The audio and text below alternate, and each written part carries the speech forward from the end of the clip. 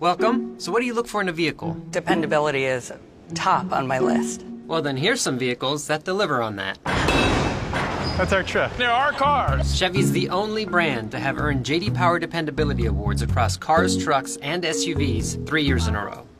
Get 15% below MSRP on most Chevy Equinox models when you finance with GM Financial. That's over $5,600 on this Equinox. Find new roads at your Southern California Chevy dealers. Kind of interesting watching it back. How awkward was it to end that group date with Jasmine alternating between choking you flirtatiously and, for reals? Scary? Yeah. No, it was certainly something that surprised me.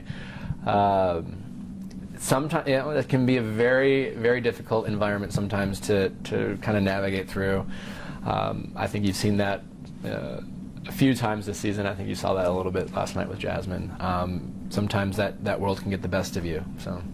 So Taylor, Jamie, Josephine, Alexis, Jasmine, Whitney, Danielle. You sent 7 women home on that episode. More than half of the ones who were there when it started. Does that contribute to the breakdown, or was that the easy part because you knew you had to do it? No, I think in some ways it definitely contributes in the sense that it's never easy sending someone home. When that happens, there's always some sort of kind of downer moment, so it's this kind of an unfortunate situation. On the flip side, it's helpful because it gets you kind of closer to, hopefully finding one. But it's kind of like that. Every time you have to do that, it gets kind of draining almost, and so it definitely plays a role a little bit in terms of just kind of the energy it kind of brings to the situation. Now, you went through this 2 other times, but never as the one who people were looking to quell the drama. Yeah. So were you surprised at how quickly some of the women unraveled, particularly when it dealt with Corinne? I've been on it enough to know that nothing really surprises me in that world. I know how difficult it can be to be on their end. So I don't think anything really overall caught me off guard. I mean, obviously I wasn't expecting the conversation with Jasmine to go the way it did, but in terms of having, all the women at some point had their highs and lows, right? And so none of that's too surprising, just because it's a very challenging world to try to figure out, and that's kind of why you see some of the things happen.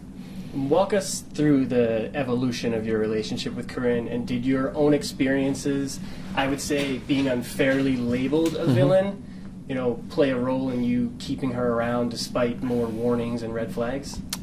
Well, as far as warnings and red flags from the other women, while I always appreciated them communicating with me about their experiences, their opinions about the other women weren't really anything that I was concerned about. I wanted all the women to focus their attention on the relationship with me. Again, that world, there's a conflict of interest when they have a mutual kind of goal as their peers that they live with, and so it's pretty common for drama to happen, and so I kind of dismissed that a little bit. And as far as my experience, I was someone who certainly was assertive and kind of went for what I wanted. There's certainly a lot of differences between Corinne and I, but at least that in terms of not necessarily worrying about would this rub someone the wrong way, would I upset this person, but I felt like the things I did in my relationships with Andy and Caitlin helped drive those relationships forward, and I think that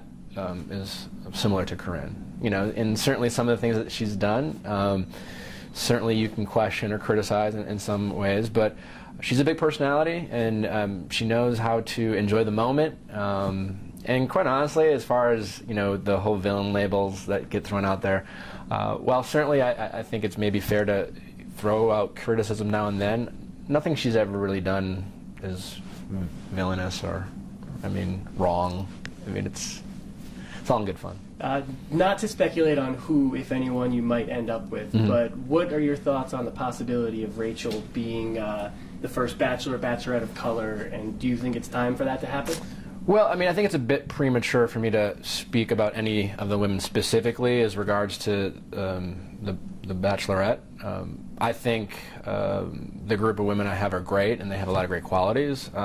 As far as diversity, I'm someone who's always a huge advocate of diversity. I think progress is a great thing, and I think we should always look to have diversity in all aspects of our world. And so, those decisions go way above me. I'm a huge supporter of it. And as far as Rachel goes individually as a person, I mean, I could sing the praises of Rachel all day long. But right now, I'm in the relationship with her as the show goes, and so and I'm very excited to kind of have you guys see how that relationship plays out. Looking back 3-4 years ago, where you were, who you were at the time, pre-Andy, pre-Caitlin, pre-Abs. I actually always had those, yeah. How has this experience changed you, and what have you learned about yourself over that time? It's a common question I get, and while I'm someone who definitely likes to learn from past experiences, and there's been plenty of takeaways from all my experiences, I haven't had this transformation. I'm the same guy before. The first time I went on this show, I was 33. Now I'm 36. It's not like I was, I've matured all those years. I mean, so again, like I've had a lot of learning moments, but I'm not a different person. I'm actually quite similar. I think you've seen different aspects because part of the nature of the show is there's only so much you can see in various seasons, and I think for better or worse over the years people have gotten to see more of me. Hopefully people like what they see over time, but I'm not some different person.